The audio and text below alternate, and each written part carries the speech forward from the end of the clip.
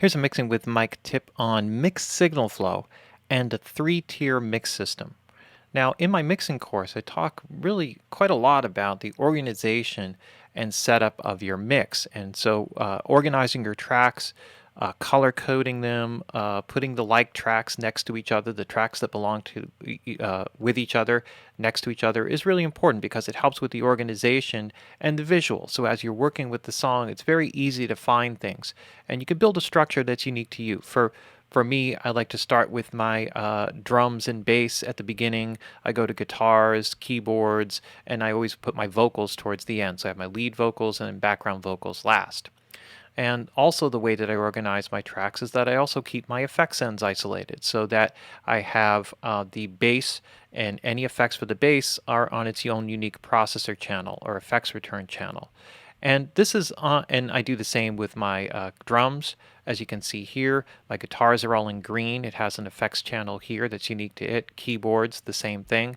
And then I also have my lead vocal with all of its effects processing, background vocals, etc. So all the background vocal auxiliary tracks are in light blue, and then I've color coded all my other tracks.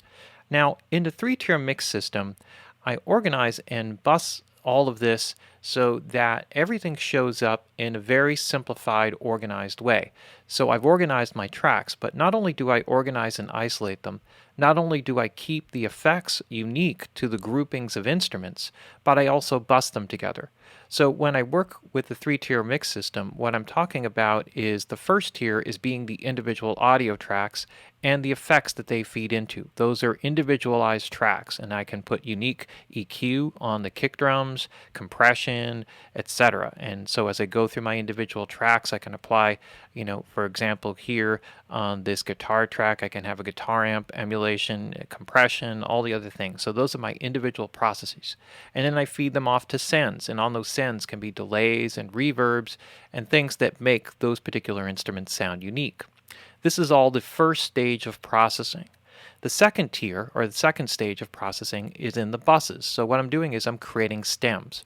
So if you notice here, all of my bass and drum tracks, and I like to put my bass most of the time with the drums, I organize, and you'll notice that the outputs here, except for this track, which is a mistake, should be all on bus 1 and 2. So let me just correct that right now.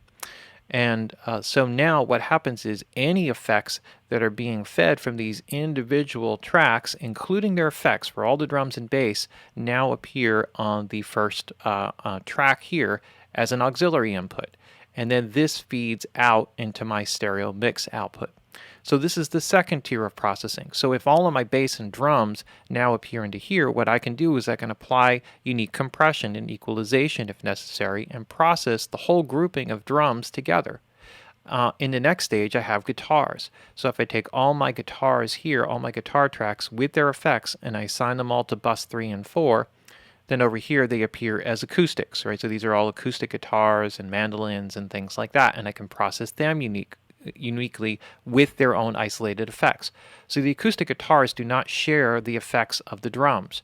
I may have the exact same reverb setting, but I have it on a separate auxiliary track, and it's fed into its own bus that all goes through bus 3 and 4 for that stem. So it may be the identical reverb that the drums are using, but it's routed differently, so it only appears in the mix stem with the acoustic guitars.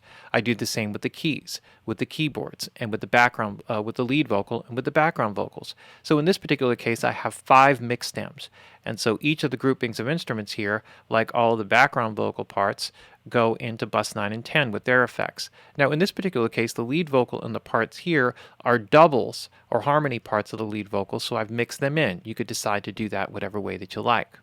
But all of those buses, all those individual audio tracks with their effects go into these individual stems. I can then compress, process, and work with these and control levels all the way through. So now what this does is it gives me a secondary level of processing.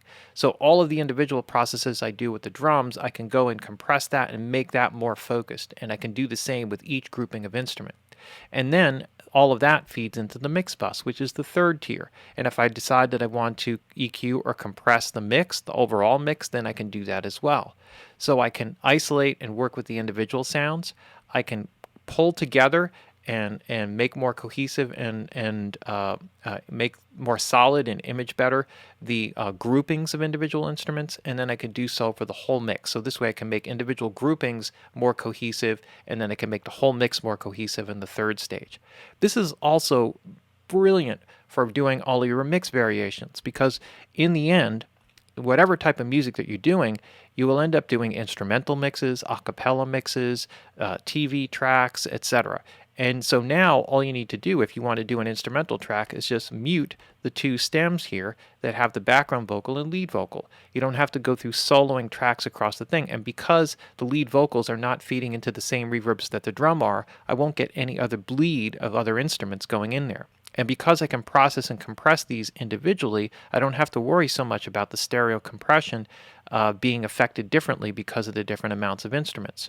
If I want my a cappella vocal version, then I can mute my instrumental tracks. If I want my drum only mix, then I can unmute just the drums and mute the other tracks. And so you can see it's very, very, very easy to isolate and separate out sounds and groupings of instruments and print them. And for those of you that do live performances where you bring some of the recorded work out with you on stage, this is also an extraordinarily helpful way of isolating the different sounds and elements. So just this simple organizational element not only offers you some incredible mix possibilities, because it really takes all of the processing that you do on the individual tracks with their effects and allows you to really, really hone them in and make them more cohesive. And so you have that individual control on the isolated tracks in the first tier, you have the grouping of those, making them more cohesive in the second tier, and then you have the third tier, which pulls the whole mix together. And what you'll find is if you use this system, it'll just give you an incredible amount of flexibility all the way down the line. And when you need to make variations and all kinds of things with the mix, they're very easy to put together and print.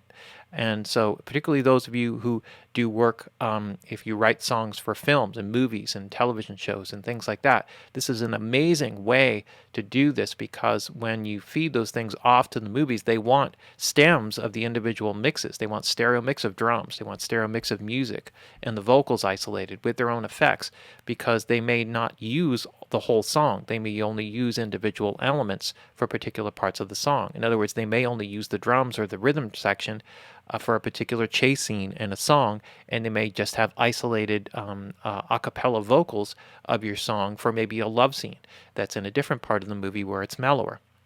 And this gives them the option to work with these different musical elements and to get your song placed in more spots throughout the movie. So there you have it. There is the 3-tier mix system, and just understanding this is just a very, very, very powerful way to give you incredible amount of flexibility with your mix and printing and all the other things that you need to do. So this is a fun little mixing with Mike tip, right? And you can join the live mixing with Mike classes, where I just have countless tips like this every Wednesday at 7 p.m. U.S. Eastern Time. Go to mpginsider.com. If you sign up for to the mailing list and create a free membership, you can attend the live classes for free. And if you like what you see on the website, you can also look and take some of the courses and look at the different membership options. So there you have it, another mixing with Mike tip. Thanks.